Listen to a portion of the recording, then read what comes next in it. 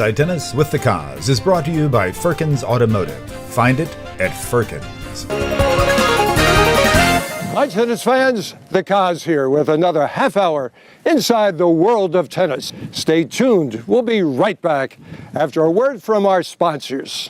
With spring shipments of new Mitsubishis arriving daily, we're spring-loaded at Firkins Mitsubishi. Get 0% financing on every new 2018 Mitsubishi in stock. Drive a new Eclipse Cross ES, only $189 a month. At Firkins Mitsubishi, we're spring-loaded. FirkinsMitsubishi.com. With spring shipments of new Mitsubishis arriving daily, we're spring-loaded at Firkins. Get 0% financing on every new 2018 Mitsubishi in stock. Drive the all-new 2018 Outlander with 0% financing for 60 months. At Firkins Mitsubishi, we're spring-loaded. FirkinsMitsubishi.com.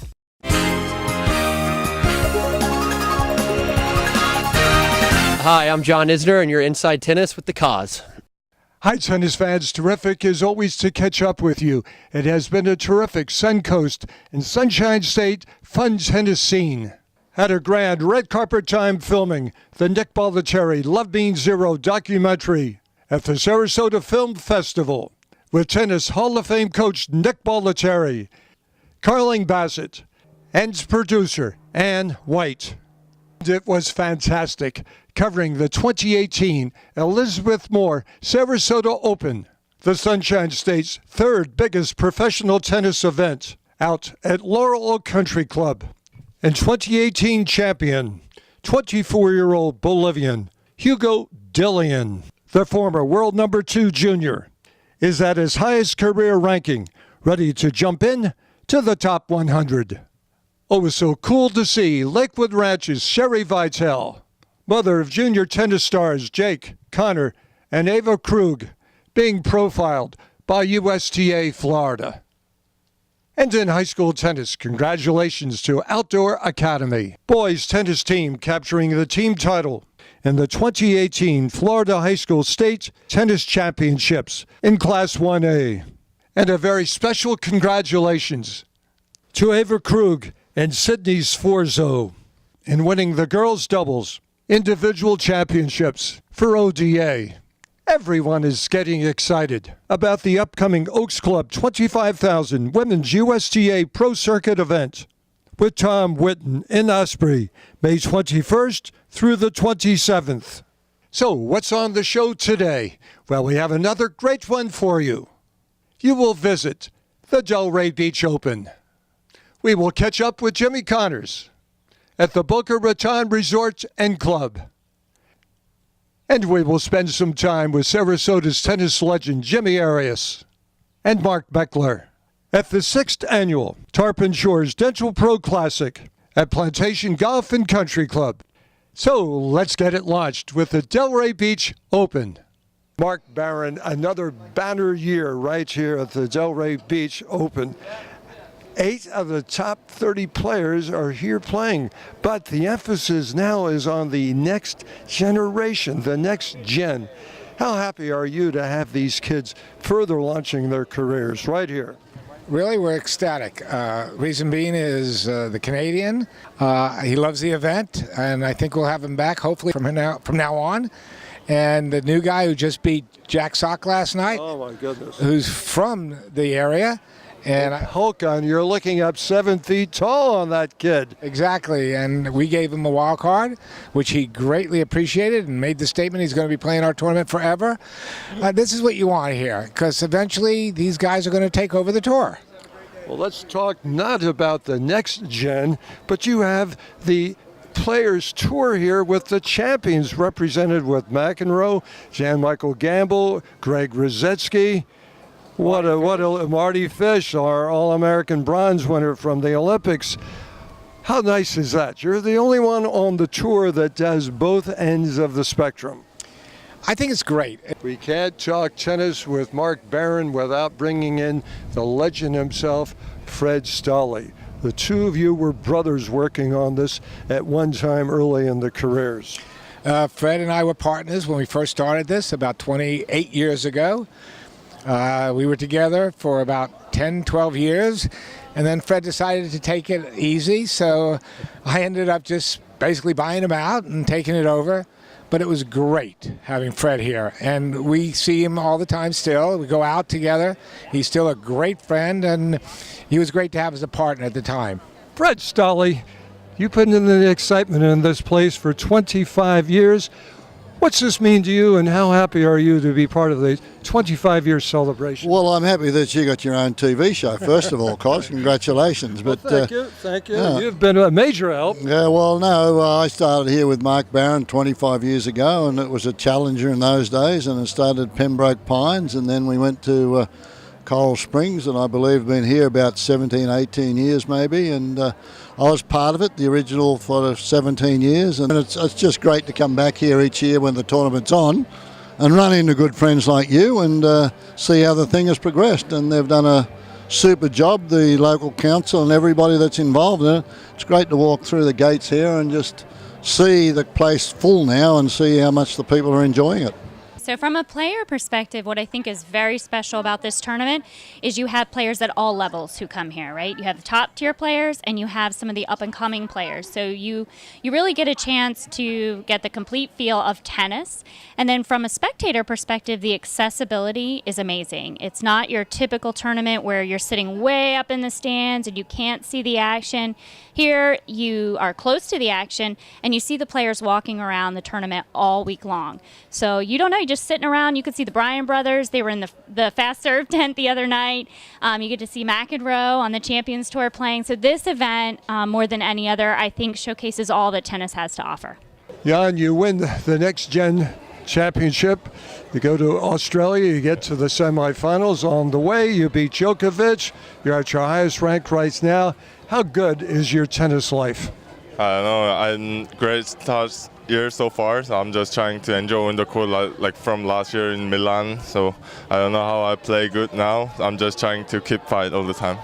You're a busy man, no doubt about that. Are you able to enjoy the Olympics that are going on right now and staying in touch? Yeah, every day I'm trying to watch the Olympic ice skating. I love to support Korea team. I'm just trying to keep watching. Did you ice skate yourself? No, I like to watch. I see. We like to watch you. You're very fashionable out there. If you did not need glasses for correction to see the ball better, would you still wear them to look cool? If without the glasses I can play tennis on the court, I have to put the glasses all the time. Well, a pair of jacks can win in tennis. What's it like to get two guys from the state of Nebraska teaming up now, a little later in life, playing some great doubles? It's great. I mean, it's something we've always talked about when we were younger, and being able to kind of live that dream out. It's been incredible for me, obviously, to get the opportunity to play with Jack as much as possible, and hopefully it's a bit of a more long-term thing, and looking forward to it. So, Jack, what's the chemistry like out here? I mean, it's like playing with your brother, pretty much. I played with my actual brother a few times with Eric, and those are some of the special moments I've had on a tennis court, up there with Wimbledon and Paris and Olympics and all that. But this isn't far. This isn't far from it. My family has known Jackson, and our families know each other since, like I said, out there we were 10, even earlier, actually playing in Nebraska. We had different paths, teenage years and on, but it's kind of cool how it is all coming full circle, and we're able to play now in the ATP. And yeah, like you said, hopefully we'll have a lot more opportunities to play in many tournaments together, and hopefully lift some pretty cool trophies together. What was the chemistry then as a 10-year-old back then? I was gonna say I've faced my serious defeats when I was younger, and as a lot of the guys on tour know, Jack's he's been competitive since the get-go. So playing him when we were younger, it was tough, but the guy's been a sportsman in his entire career, and I've definitely seen a different side of him than most people do. So it's people don't need to judge what they see on the TV or what they read, but knowing the guy myself, he's a pretty stand-up guy. So. Dennis, fewer than 6 months ago, you beat Nadal, you beat Del Potro. How fast of a lane are you on? You just reached your highest rank this week. Yeah, it was definitely pretty quick last year. I went from being guy top 150 to 50 within a month, and everything kind of changed for me. But now I feel pretty comfortable with it. I feel like I'm part of the tour, and my ranking may go up, may go down, but I know where my level's at. I know I'm able to compete with these guys weekly, so I'm happy with that. Canada seems to support its tennis players as strong as any country in the world. Every time you step out there, how much impact do you feel their support for you? What's that like, Dennis? Yeah, it's awesome. I love to make my country proud. You know, growing up, I always wanted to represent my country and play for it. So every week I go out there, you know, I have that red and white logo right next to my, or flag right next to my name. So definitely a sense of pride every time I go on court. And yeah, I mean, it's a great country. You know, it's such an open country, like I mentioned before. You know, so many different cultures, all mixed into one nation. So it's a really cool country to be a part of and to represent. What's running through your mind after you win the first set in a tiebreak? It was just a terrible start. You know, I couldn't really see the ball. It was windy. I had some nerves, but yeah, you know, I really turned it around and started serving better, started moving better, started grunting more, started, you know, really hitting out on my shots and not letting them dictate play as much. And you know, it was good. It was good. I played well, and you know, happy to get it done. Definitely. You know, I had a great week home. You know, I had a lot going on. You know, earlier in the season, you know, didn't have a great start to the season, and you know, now I'm playing good. Some of the best tennis of my life right now. So I'm trying to ride this wave as long as possible, and just keep doing the little things and just ride this wave. As always, thank you, Francis. Thank you. Thank you. With spring shipments of new Mitsubishis arriving daily, we're spring loaded at Firkins Mitsubishi. Get 0% financing on every new 2018 Mitsubishi in stock. Drive a new Eclipse Cross CS only $189 a month. At Firkins Mitsubishi, we're spring loaded. FirkinsMitsubishi.com. With spring shipments of new Mitsubishis arriving daily, we're spring loaded at Firkins. Get 0% financing on every new 2018 Mitsubishi in stock. Drive the all-new 2018 Outlander with 0% financing for 60 months. At Firkins Mitsubishi, we're spring loaded. FirkinsMitsubishi.com.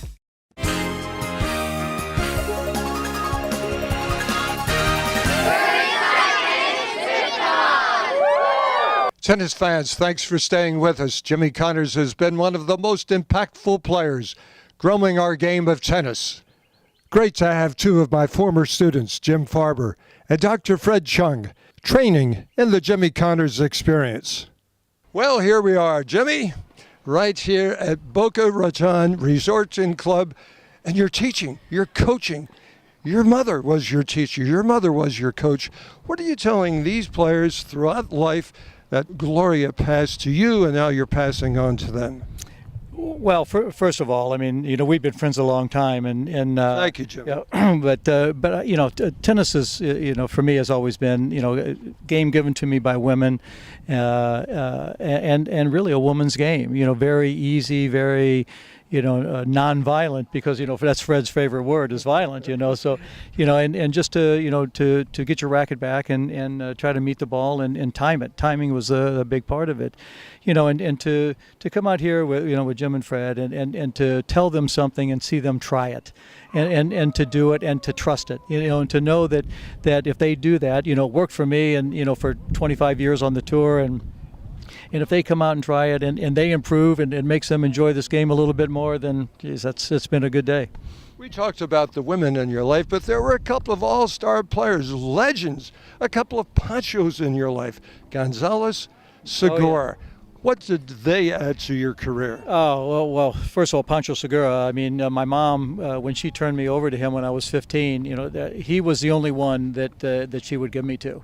They were great friends, and she thought that, you know, we kind of played the same way. We had you know, he had a two-handed forehand, I had a two-handed backhand, and that he could, you know, take my game. She understood that she took me as far as she could, and that I needed a male influence. But he taught me more than just tennis, because he taught me life. I mean, and in a fun way, and, you know, how to handle situations, how to play tennis, and, you know, and understand the game and court sense. But even that is, you know, away from tennis also, which was even more fun. You know, and Pancho Gonzalez, you know, to meet him and his reputation and you know, and to go and watch him play. And then, you know, when I was very young, and he looked at me and said, you know, we're going to play doubles in the U.S. Open. I saw that match, and I remember his saying to you, hey, boy, you're not in the juniors anymore. That's Come right. up here next to me. That's right. Yeah, and for me to be playing doubles with him at 16, 17 years old, and understanding his thoughts and the way he went about his tennis and what he tried to do even then when he was in his 40s, to try to become a better player was it just I was like a sponge though. I mean, I soaked up so much from Segura and Gonzalez and Riggs and guys that I was lucky enough to be around, and for me to come here and hopefully pass some of that on and have some fun stories to tell is it's a good day for me. Jimmy Connors, you made everyone a fan of tennis. You were the boom. You got it going. What's this game always going to mean to you, Jimmy? Well, it's my life. It was given to me when I was 2-3 years old, and I'm family taught, so it was always in my family. And even today, it's still my kids play a little bit, my wife plays a little bit, nothing serious, but just enough to to have some fun. But it's given me everything that I have. It's given me my family. It's given me my way of life, and it still allows me today to come and to be around and to meet people and find out just how much they really love the game, and and if they remember when I play, that's even better. But but to come out and still be around the tennis and hit some balls and get some exercise, I can't do it like I used to, and hopefully I'm not expected to, but still fun. You won the U.S. Open on 3 surfaces: grass, clay, hard. Did it make any difference on what surface you were playing? And if so, what adjustments did you make? I don't think it made any difference in your mind, did it? Well, no. I mean, you go where the tournament takes you, and winning the U.S. Open for me was the biggest. And once they went to playing on grass, I could understand that. Once they went to clay, I never really understood that move because most of the Americans were fast court players, but I was lucky enough to have 3 good years on it, and then of course when they went to the hard courts over at Flushing Meadows was my favorite. But changing the game, yes, I had to change my game a bit, but but every match I was playing against somebody with a different style. I mean, not everybody played the same back then, and to play Edberg one day and McEnroe the next, and Eddie Dibbs the next day, and then Panada, and then Borg, and then Vilas, and if you let it, your mind would be swirling. One more question for Mr. Connors here. You have the luxury of playing nearly a quarter of a century out there, and you played the best in the game, legends that were older than you, and then all of a sudden you were playing your contemporaries, then you were playing younger players. Look back, pick 1 or 2 players who brought out the best of you in those 3 generations. Well, before me, I mean, I had a chance, with Segura and Gonzalez, of course, and I played Pancho Gonzalez in a number of matches before. Laver? Then I played Laver in a challenge match, which was incredible, and Rosewall in the finals of the U.S. Open in Wimbledon.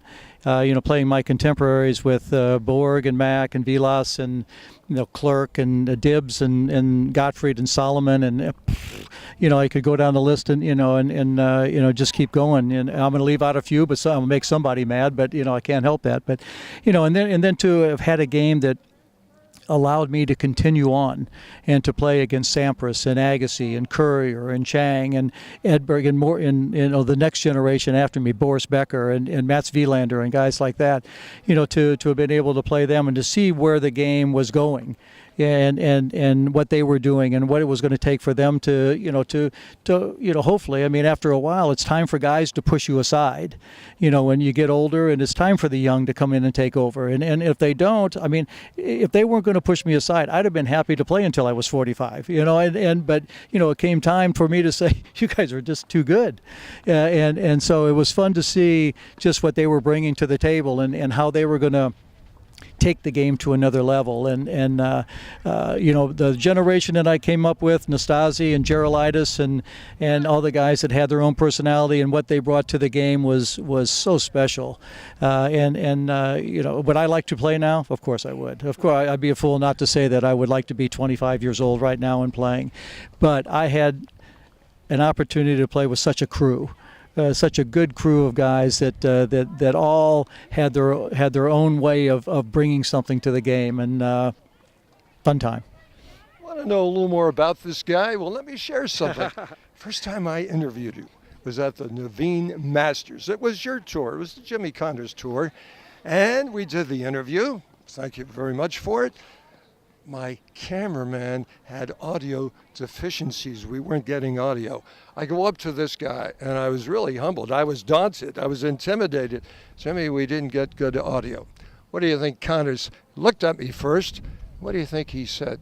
You want to do it again? Oh, no. You did. You don't remember that. I must have been a little older then. I was impressed. Well, it was, you know, when I had the senior tour, I'd been through it all. You know, I started in the early 70s and you know, had a good run at the top of the game and you know, good and bad. I mean, you know, there was a lot of controversy on, you know, my attitude towards the game and, you know, but somebody had to be the villain. You know, not everybody's a good guy, and you know, to have been able to bring in some, you know, some outside tennis enthusiasts and specialists, you know, was something that was very important to me, and you know, I just, you know, feel that you know, my attitude and what, you know, the way I went about the game and the way I approached every match, you know, was my own. You know, I wasn't trying to copy anybody else, and you know, but I did pick and choose. From Gonzalez I picked, from Segura I picked, from Laver I picked, you know, and I didn't want to be them. But there was some things that I liked and admired from everybody, and I tried to incorporate that into what I became. You want to get to know a legendary player? Come down here and join Jimmy Connors for the Connors Experience. Do it. Right here. Give him a call at Boca Raton Resort and Club. Jimmy Connors, what a treat to be with you today. Always with you, always. It's been a pleasure for years, and still going on. That's the good thing. Beautiful. Thank you. Ray Collins, here we are again. Last night, Main Street, Lakewood Ranch, now in the chair. But my gosh, somebody usurped you from that chair today by the name of Mr. Jimmy Arias. Tough to give up that mic? Not at all. I like the chance to get down from the chair and actually socialize with so many friends I've got here. So it's fun to have Jimmy here in the first place because he and I go back to Buffalo back when we were kids. And he's so fun to joke with. When you're up in the chair as an umpire, it's good to have a player who you can joke with because not all of them want to joke around, but he's great that way. What's this event mean to you? It's such a worthy cause. You've been doing it for year number 7 now. Yep. I love it. As I might have told you before, my parents were snowbirds here at the plantation years ago, and this is the place I first landed back in 85-ish. So this is the area I first began playing with my father, who was later inducted into the Hall of Fame here after he passed away. Probably shouldn't have played a match, sat in the chair and umpired a match, and then come back and played, because the second time I was stiff, and those guys were hitting drop volleys, and that you have to run fast for a drop volley, and that doesn't work. Talking about playing, talking about being in the chair, you have 2 gifts, God-given gifts. The mouth, the feet, the moving, the hands. Where do you enjoy expressing yourself the most? On the court or in the chair? Or both? Let's talk about both. There's no question in the chair for me. It's more fun and less pressure, and I can just make fun of other people. When I'm on the court, I'm a little self-conscious at this point because I don't play very often with pressure any longer. So when you have adrenaline and you haven't played with it in a year or a year and a half, it's not easy to control your emotions. I'm playing unbelievably well in practice lately. That's encouraging. It doesn't matter though, because I only play 1 match a year. I got to play a few tournaments, but my body would never hold up. Yeah, I do quite a few of these throughout the year. I enjoy giving back and playing with the crowd a little bit and helping the kids out at the high school. So it's it's a win-win, and I get to compete a little bit, and you get to see these guys you don't see much that you spent most of your 10 years with of your life on the road, and you get to see them once in a while. It's good to see them. What was it like looking back? You put the Boilermakers, that's Purdue University, certainly on the tennis map. Well, yes, we went from being unranked to top 25 team and winning the Big Ten championship for the first time in history. So just being a part of that and leaving my legacy there is just so proud. Flushing Meadows, U.S. Open, 3rd round. Djokovic is on the other side. Witten's on this side. You had the world pulling for you that day. I think they just like underdogs. I don't think it mattered who it was, but I'm very fortunate in the support I got from everybody around the world in the U.S. my college teammates, family, whoever made the trip, packed into my hotel room. I mean, we had I think 13 or 12 in my room in New York, which rooms aren't huge to begin with. So it was fun. It was fun, and that's why we play this game. For moments like that. Whitney, you were a standout women's doubles player, of course, with Bethany Maddox-Sands. You're out there playing with Ashley Fisher. What's it like to unite two great players, one from the women's side, one's from the men's side, and playing mixed doubles today? I was just honored to be out there. Playing with Ashley was amazing. He kept me calm. I forgot how to really keep your cool while you're playing tennis. It's been so long. And playing with Bethany at the time, I don't think she was number one at the time, so I didn't have to worry about the pressure. It's a real privilege to be out here kind of entertaining people and for an incredible cause, to raise money for a high school tennis program. That's something special. It's something that I really cherish and I enjoy, and I look forward to doing it again. Share the bond that has existed for decades since being off the tour, that is with the guys, some of them here today. That's got to be a fraternity that will never stop. Yeah, no question. I mean, the tour is a very small world, and there's some of the things I really miss the most is that locker room camaraderie. I'll tell you, they do an unbelievable job here at Plantation. The support of the community. This is a great event. We're, as Freedom Boat Club, we're very excited to be able to help sponsor this year after year, and it's a great event for a great cause, or great causes. So we appreciate the involvement.